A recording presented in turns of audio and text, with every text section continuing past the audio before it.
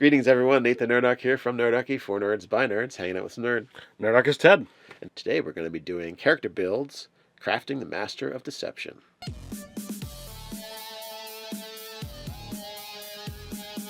Hey guys, jump down to the description below where you can sign up for Nerdarchy the newsletter, get weekly gaming tips, as well as learn how to game with Nerdarchy. So, very recently we had a group of people that we asked in our live chat if they could just give us a list of different content that they want to see. What do you want to see us do videos on? And one of those topics was, can you create the Master of Deception? I was like, ooh, I'm pretty sure we haven't done that, and I wanted to see how that would look as well.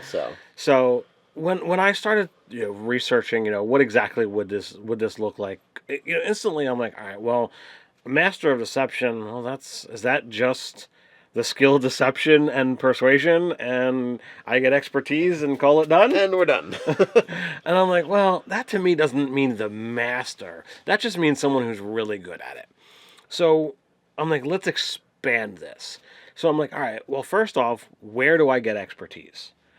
So I looked at, all right, well, first off, you got Rogue and you got Bard. He answered his own question. Well, he didn't answer. So Bard doesn't get expertise till third, but Rogue gets it at first. So I was like, all right, let's put those as options. But what other things can be deceptive? Well, we have tricks and trickery, and then we could also say illusion magic is absolutely a deception. So you could go with a cleric of trickery, but I didn't really feel anything there leaned towards adding to this character concept. One of our least favorite domains for clerics, let's just be honest. There's some cool stuff there, but most of it it's trickery in name only for a good amount, so. But when you look at some of the high level illusion things that you can do, it's pretty impressive. And literally once you become an illusionist, your minor illusion cantrip doubles in value because you don't have to pick sound or sight. You get both. Making it more believable. Totally another advantage in the Master of Deception's repertoire. So I locked in illusionist was definitely a thing. And then once I dived further into their abilities, yeah, we had a issue with, do we choose Rogue for expertise? How many Bard do we do? Bard? What are we going to do? So I looked at the School of Illusion. I looked at all of the archetype powers. 14th level is a big commitment for a Master of Deception to go 14 levels of illusionist. But by 14th level, you learn the secrets of weaving shadow magic into your illusions to give them semi-reality. Blah, blah, blah, blah, blah. You create an object with an illusion.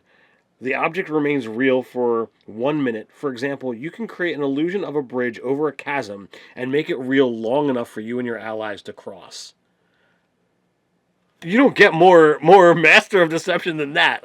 Literally, I made a thing. It's not real to you, but it's real to me. So, all right.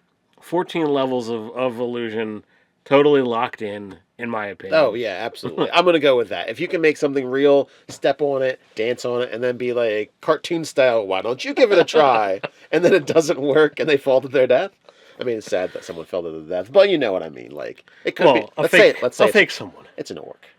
It's a fake someone. It's totally fine. So that leaves, all right, well, now we have 6 levels to play with. So what else do we do? Well, we talked about Bard. We talked about Rogue. So yeah, I was like, and Rogue's got tasty expertise.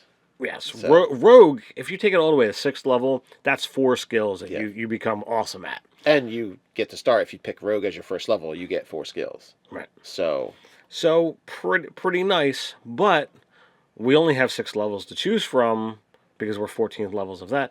And we have to we also want to factor in that if you take Bard, you get Jack of all trades. So if you're trying to convince someone that you're decent at other skills, well, you've got that Jack of all trades. So whether you're proficient or not, you get a bump. Yeah, you can fake it as a okay blacksmith. You can fake it as an okay courier. A couple bardic spells and wizard spells into that mix. And I think you've got a nice little bag of tricks that you can be able to work with and bump up some of those things, possibly even further. So Nate and I kind of discussed this off camera. And while Rogue is tasty for that expertise. We really only need it for persuasion and deception. So if we wait till third level of Bard, we get those. So And spellcasting. and you're going to get full spell casting for it.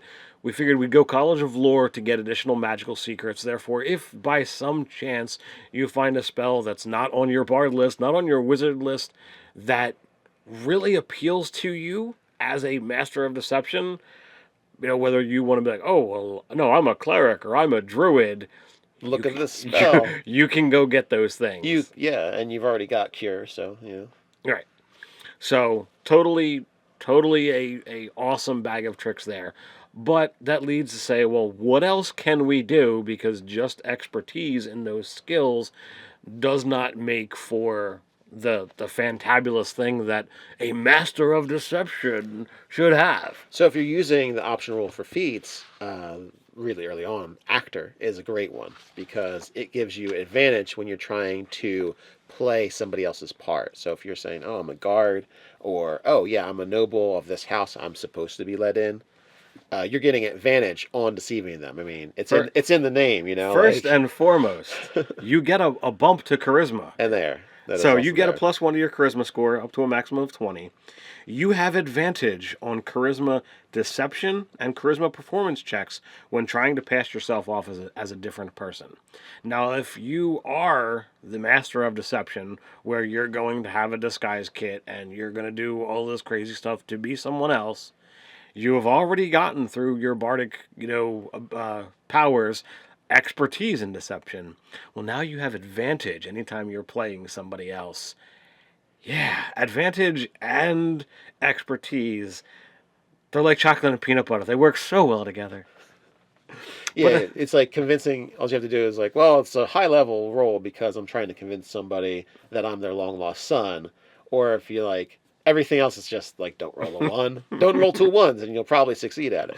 So you also have the ability to mimic the speech of other creatures or, other people or other creatures, as long as you've heard them do that for a minute.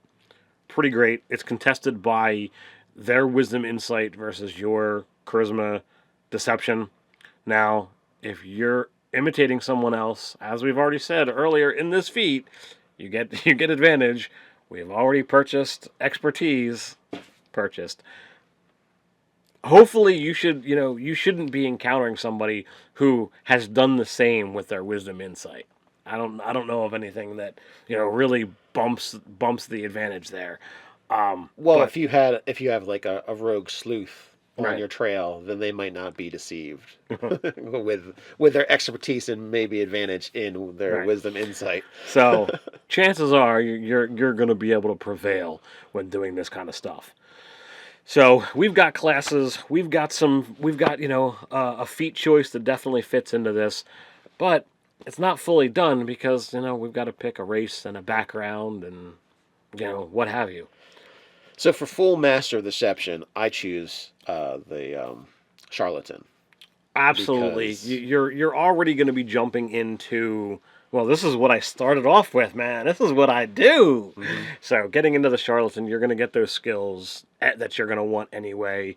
I figured this is exactly where we were going to go. And you get a forgery kit. So I mean, it's like classic. You get a tool proficiency with something for deception, and pertinent skills. Right. So that's overall. So what are we going to go with for a race? Well, I immediately thought of an off race. I don't even know what the pluses get, but I thought Kenku would be really neat. But it's hard to convince people you're not a Kenku, which is like an issue with that. So for more believability, I think we should go half elf. All right, And so- you get +2 to charisma. So +2 to charisma on the half elf, +1s to the other thing, to 2 other stats of your choice. I would put your 14 in charisma, bumping it to a 16. If we're also looking at heavily on wizard here, I would put my 15 into intelligence, bumping that to a 16, and then I would probably put my 13 into either con or dex, depending upon what I thought was going to be more useful, and then put my other plus there. It's your choice as to what you feel. I see this guy as more agile than sturdy, so I would put it in a 14 in Dex. Yeah, he's if he gets into a fight, I think he's kind of lost it. Like if he's getting hit, he needs to get out of there. Right. So I like the idea of going with a lower constitution, higher dex. All right, so then we've got a 12, 10, 8 to play with between con, strength, and wisdom. So is this guy... I feel like their strength has to be something so they can pass as like being a more physical. All right, so like, I'm playing the blacksmith today as my character. So, all right, so are we saying that the 12 goes there? Yeah, I would put the 12 there. All right, so then that leads us to, all right, do we have a weak constitution or are we not very cunning?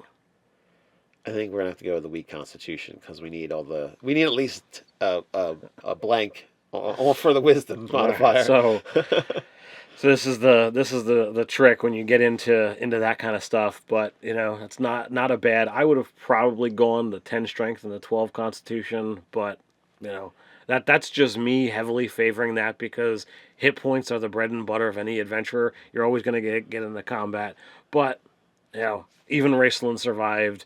Even the necromancer that 14th level or whatever, he was high level necromancer in Dave's first game with this group, and he had like 14 hit points. There you go. Yeah, he just couldn't get touched. That's why he had undead and stuff like that.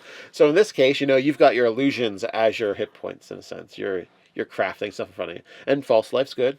False It life would probably be really useful to use false life and other things that are going to give you temporary hit points. You could use, that additional magical secrets. Yes. I would say use that for things that are going to give you bonus hit points that are maybe in the clerics group. Yeah, something that's in the cleric group like aid or some other thing that's like up to 3rd level. So that's what I would end up picking to augment it. Or if there's really some nice things that go along that Bard does not get. Right. So there you go. What do you guys feel about the Master of Deception? Is there something we missed? Is there something we got wrong? There's a great place to have that conversation. That's down in the comments. While you're down there, don't forget to like, share, and subscribe. Just to check out the articles over at nerdarchy.com. So until next time, stay nerdy.